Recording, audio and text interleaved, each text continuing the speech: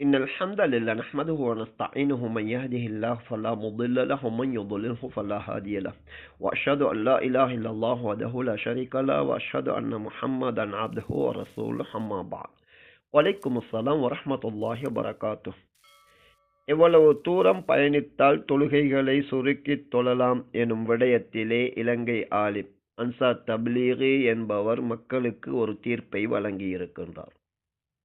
வலைதளங்களில் பதிவிடப்பட்டுள்ள இந்த பதிவை முன்வைத்து இவர் கூறுவது சரியானதா என கேள்வி தொடுக்கப்பட்டுள்ளது. சஹீஹ் முஸ்லிமிலிருந்து ஒரு ஹதீஸை மேற்கோள் காட்டி இந்த விடயத்தை இவர் தெளிவுபடுத்துகின்றார். 3 மைல்கள் அல்லது 9 மைல்கள் என்று சந்தேகத்துடன் தான் இந்த ஹதீஸிலே பதிவாகியுள்ளது என்ற உண்மையை கூறுகின்றார். அதன் பிறகு இதில் அதிகமானதை எடுப்பதுதான் பேணுதல் என கூறி அதனை கட்டாயமாக்குகின்றார்.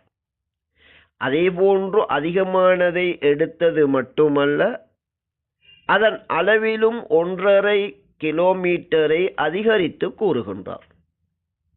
ஒட்டுமொத்தத்தில் இந்த விடயத்தில் இவர் 2 தவறிழைத்திருக்கின்றார்.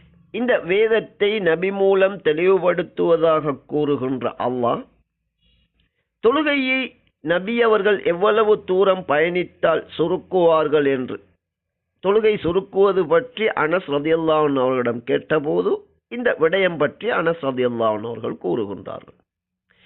அதிலே இந்த அளவுதான் என்று ஒன்றை கூறாமல் 3 மைல்கள் அல்லது அதன் 3 மடங்கு 9 மைல்கள் என்று அந்த ஹதீஸிலே சந்தேகத்துடன் 2 வார்த்தைகள் பதியப்பட்டுள்ளன.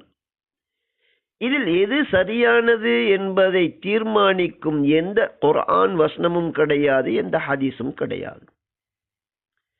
இப்படியான நிலையில் என்ன நடக்கும் என்பதுட்பட அனைத்தையும் அறிந்த அல்லாஹ் இந்த விடயத்தை இப்படித்தான் விட்டிருக்கின்றான்.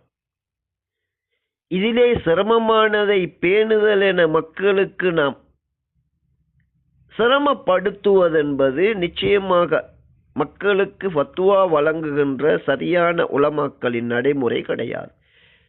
எப்படி அல்லாஹும் தூதரும் இந்த விடயத்தில் 3 மைல்கள் அல்லது 9 மைல்கள் என்ற சந்தேகத்தோடு அதனை எம்மை அடையச் செய்தார்களோ, அதே விடயத்தை மக்களிடம் நாம் விட்டுவிட வேண்டும்.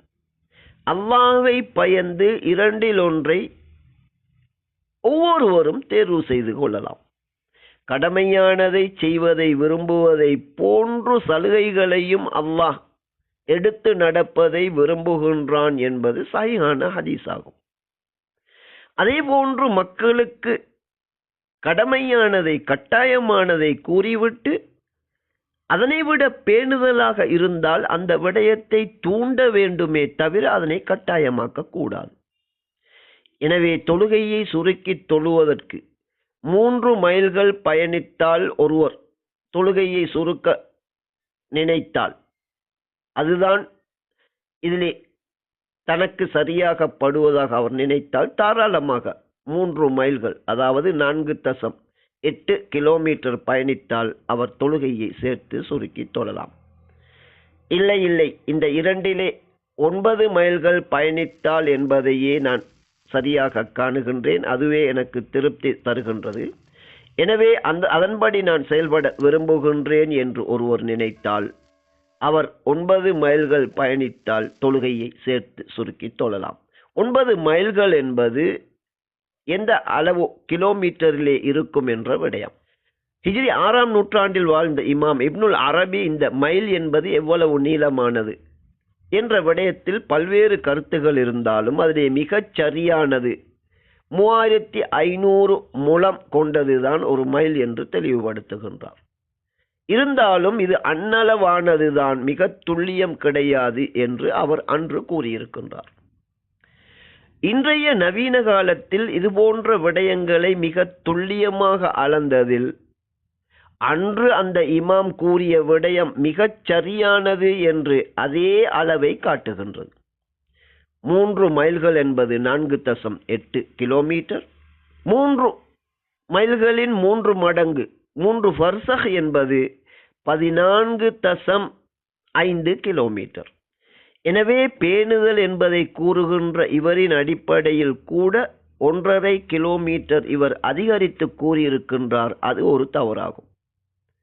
அதே நேரத்தில் அல்லாஹும் தூதரும் இன்னதுதான் என்று குறிப்பிடாததை அதில் ஒன்றை பேணுதல் என இவர் கடமையாக்கி இருப்பது அதனைவிட பெரிய தவறாகும். இந்த இரண்டில் ஏதேனும் ஒன்றை ஒரு முஸ்லிம் தேர்வு செய்து அமல் செய்யலாம் என்பதே இந்த தீனின் மிகச் சரியான தீர்ப்பாகும்.